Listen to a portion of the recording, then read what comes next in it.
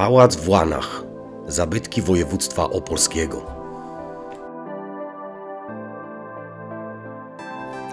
W dzisiejszym odcinku, pomimo niesprzyjającej pogody, postanowiłem odwiedzić i opowiedzieć Wam historię smutną, ale ciekawą zrujnowanego pałacu, który niegdyś był perełką tych okolic.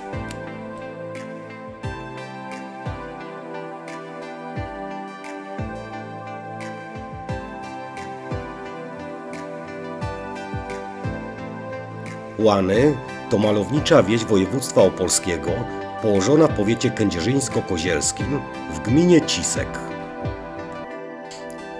W obecnych czasach mieszczą się tutaj kościół pod wezwaniem świętego Bartłomieja z 1906 roku, ruiny dworu, przedszkole, szkoła podstawowa, ośrodek zdrowia, ochotnicza straż pożarna, biuro zarządu gminnego, filia biblioteki, Ludowy Zespół Sportowy Wiktoria 1900, przedsiębiorstwa handlowo-usługowe, prywatne zakłady rzemieślnicze, restauracja Wiktoria, cukiernia, piekarnia oraz pizzeria.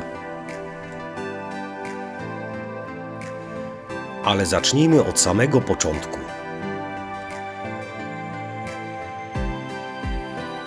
W pierwszych wiekach naszej ery, na terenach, gdzie powstała wieś Łany, zaczął się rozwijać handel i rzemiosło w związku z wiodącym tędy szlakiem bursztynowym, co doprowadziło do rozwoju osad Łany oraz Cisek.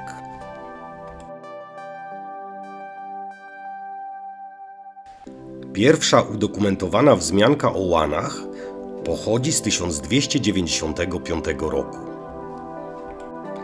Dotyczy oddania w dzierżawę młyna w Jaborowicach niejakiemu Fręczkowi przez księcia opolskiego Kazimierza II. Świadkiem tego wydarzenia był sołtys Łan, Sfantonius. W 1361 roku Łany oraz Ostrożnica zostały sprzedane księciu Konradowi Oleśnickiemu za 640 marek.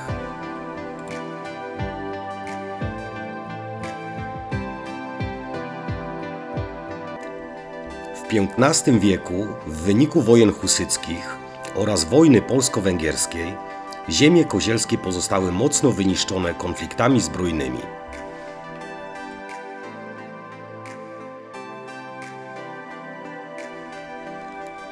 Dopiero pod rządami Jana II Dobrego, którego nagrobek mieści się w katedrze opolskiej, ludność gminy Cisek, w tym Łany, mogły się odbudować społecznie i gospodarczo.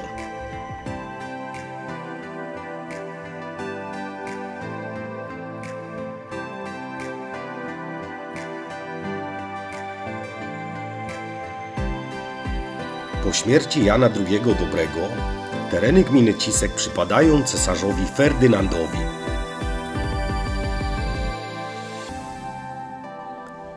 A w drugiej połowie XVI wieku Łany stają się dobrami Oberstdorfów.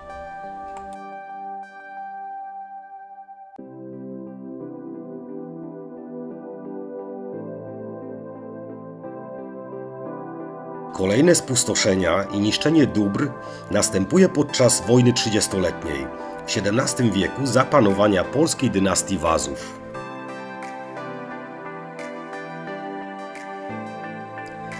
A w późniejszym czasie Łany i okoliczne ziemiaństwa przechodzą z rąk do rąk.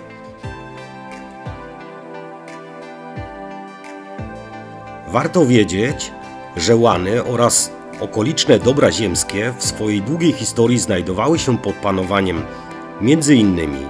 plemion celtyckich, Piastów śląskich, raciborskich i opolskich, Habsburgów, Czech, Węgier, Prus oraz Polski.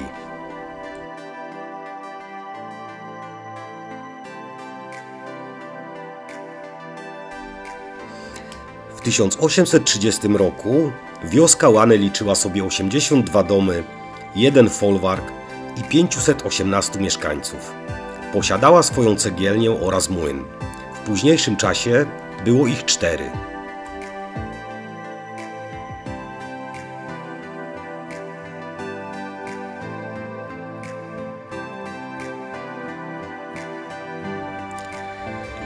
1875 roku majątek w Łanach kupił Artur von Reibnitz, za sprawą którego powstał neogotycki dwór z wieżą zamkową.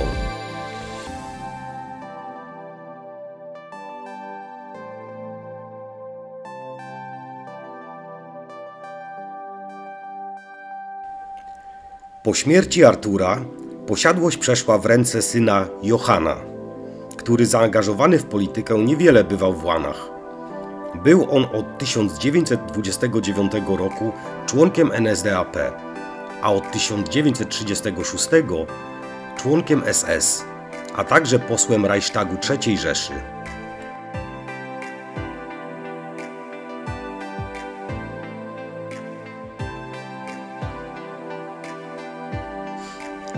Miał dwie córki, Liselotte oraz Brigitte, z czego prawdopodobnie posiadłość odziedziczyła po śmierci Johanna, pierwsza z nich Liselotte.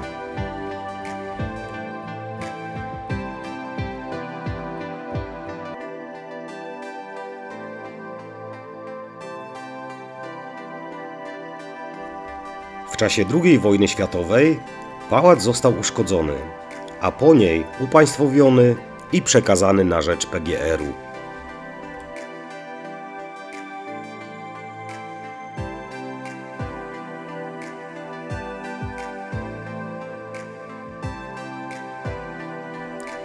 Do lat 60. ubiegłego wieku pałac zamieszkiwały dwie ulokowane tam rodziny, które w międzyczasie się pobudowały i później wyprowadziły.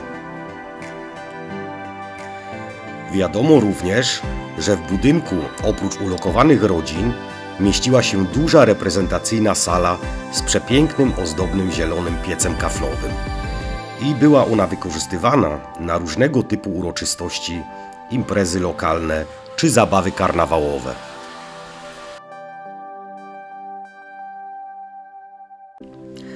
Pałac był własnością Państwowego Gospodarstwa Rolnego aż do przeprowadzonej reformy rolnej, po której został przejęty przez władze gminy.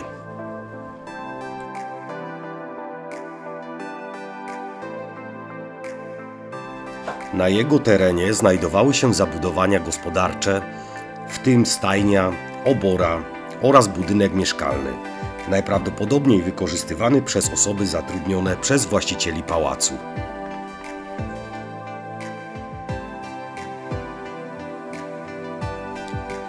W latach 80. powstała inicjatywa przekształcenia pałacu na ośrodek zdrowia za sprawą petycji skierowanej do lokalnych władz, jednak została odrzucona ze względu na zły stan techniczny budynku.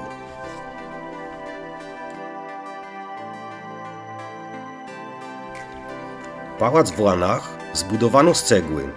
Pierwotnie był otynkowany i jest obiektem podpiwniczonym. Piwnicę wybudowano pod całą powierzchnią pałacu. Starannie wypalona czerwona cegła stanowiła podstawowy budulec całości piwnic, które do dnia obecnego zachowały się w dość dobrym stanie, a ich stropy oraz nadproża łukowe, pomimo ogromnych obciążeń, do dziś świetnie spełniają swoje funkcje konstrukcyjne.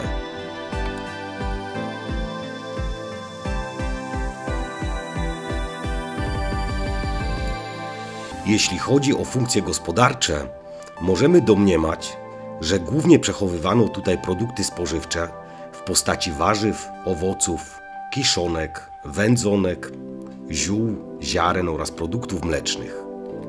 Dodatkowo piwnice mogły pełnić funkcję magazynu, winiarni lub pomieszczeń rzemieślniczych.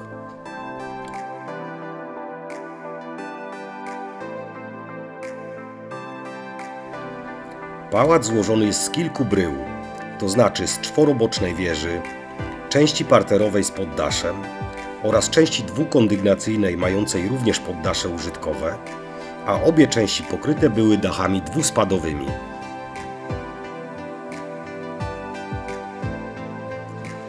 Po wyprowadzeniu rodzin z budynku, a były to lata 60., sam pałac zamknięto i od tego czasu został rozkradany przez miejscową ludność ze wszystkiego, co mogło się przydać lub co można było spieniężyć, a jego stan ulegał coraz większej degradacji. W roku 1993 teren został zakupiony przez osobę prywatną, a umiejscowione na nim ruiny pałacu stanowiły integralną część zakupionego terenu, na którym obecnie w sąsiadujących budynkach prowadzona jest działalność gospodarcza.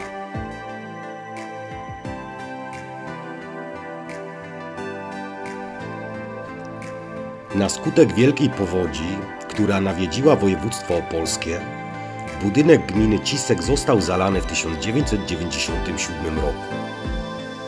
W tym czasie nowy właściciel pałacu w Łanach zaproponował przekazanie budynku na wykorzystanie go pod nową siedzibę gminy. Jednak propozycję odrzucono. Tym samym ostatecznie przypieczętowano jego obecny stan. Była to druga i chyba ostatnia szansa na uratowanie tego pięknego miejsca.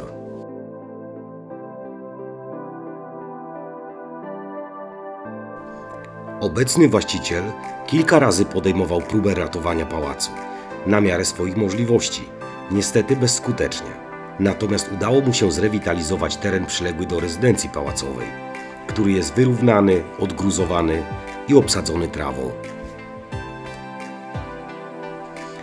Warto wiedzieć, że od frontu budynku umiejscowiony był przepiękny staw, który w czasach powojennych zasypano gruzem i po którym niestety nie ma już śladu istnienia.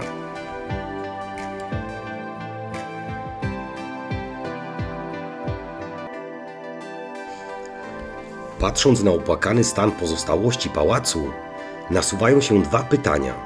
Pierwsze z nich to, jak długo jeszcze ruiny będą cieszyć nas swoim widokiem i historią?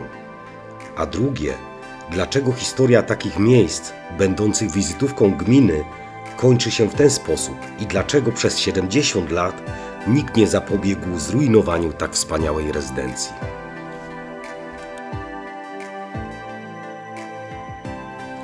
I z tymi pytaniami zostawiam Was, moi drodzy.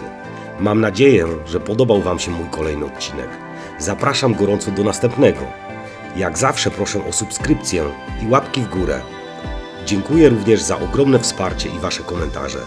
Pozdrawiam Was i do usłyszenia.